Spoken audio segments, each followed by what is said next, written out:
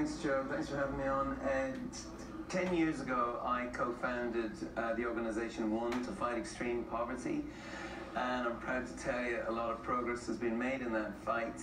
What I learned from my trip, though, was along the borders of Somalia and indeed camps along the borders of Syria. What I learned from that trip was that a lot of this great work could get undone, and furthermore, that it threatens the very existence of Europe, and that's a big thing to lay on you at breakfast. Yeah. And I know it's not on the front page news here, but the refugee crisis places an existential threat on European unity. So I wish I had better news to report. I think it's something to get ahead of. I know there's election fever, and I can see why people are getting carried away, but the next president might spend his first term not just putting out fires, but, you know, forest fires if we don't get on top of this. Nicole Wallace. Your power has been to put a human face on the fights that you wage with policymakers, and I know you break bread with presidents and prime ministers, but your message is always about the human beings and especially the children. Can you tell us what you saw and what these families are enduring? Well, Nicole, I went to visit refugees, but I came away having met, you know, mothers and their children and husbands. There's one thing you'll see on the New York Times website is I meet this wonderful man called Abu, and he's humbling himself in front of his son, and his son looks like Bill Gates. He looks like he'll be the next Secretary General, and he's talking about how much he wants to go home. You know, and you think of these people as dangerous. You forget they've been in danger, and they need us. And by the way, we might need them in the war against terror. And these camps actually provide opportunities for us. They want to learn, they want to be educated, and I think we should make their stays there much more useful. Ron Fortier. Sir, at a time when people see their roads crumbling, their schools crumbling, when their jobs are being taken overseas, what would you say to them about the importance of this country investing at least as much, maybe even more, overseas? Well, look, it's sort of, you know, prevention is a lot cheaper than intervention. We pay now or we pay more later. They're not my words. That's actually Lindsey Graham, a fiscal conservative who holds the purse strings on foreign ops. That's what he's saying. That's what the military are saying. This is very, very serious. This is a moment in history like you can't really imagine.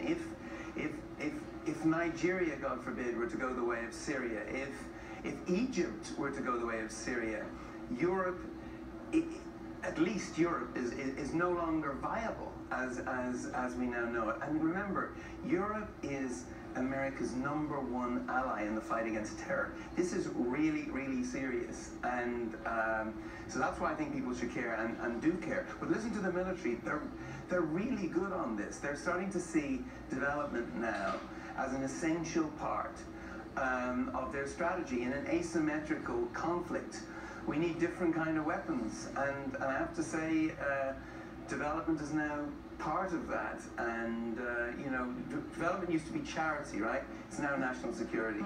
And part of your written testimony for Congress today reads in part, quote, "For too long, aid has been seen as charity, a nice thing when we can afford to do it. But this is a moment to reimagine what we mean by aid. Aid in 2016 is not just charity, it is national security.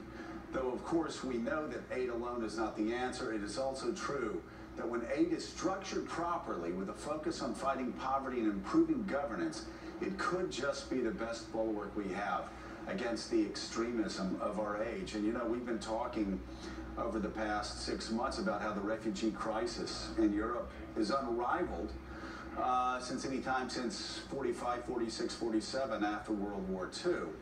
And the United States and the world responded with a Marshall Plan then.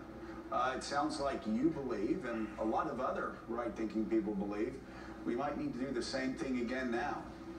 Yeah, I'm a great fan of America, the America of big ideas. America itself is a big idea.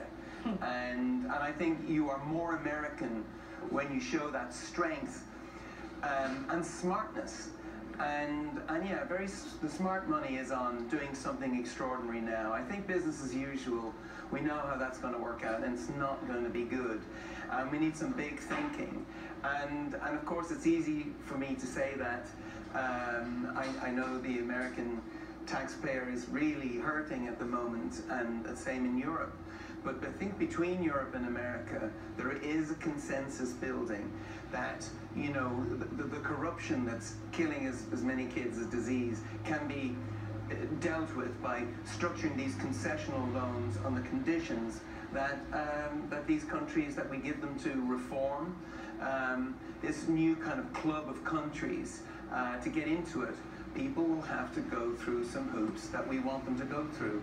And I think it'll be very good for us. In the way that the Marshall Plan turned out very well for America, in the end, I think it will again, if something like that is deployed on the Levant and the Sahel.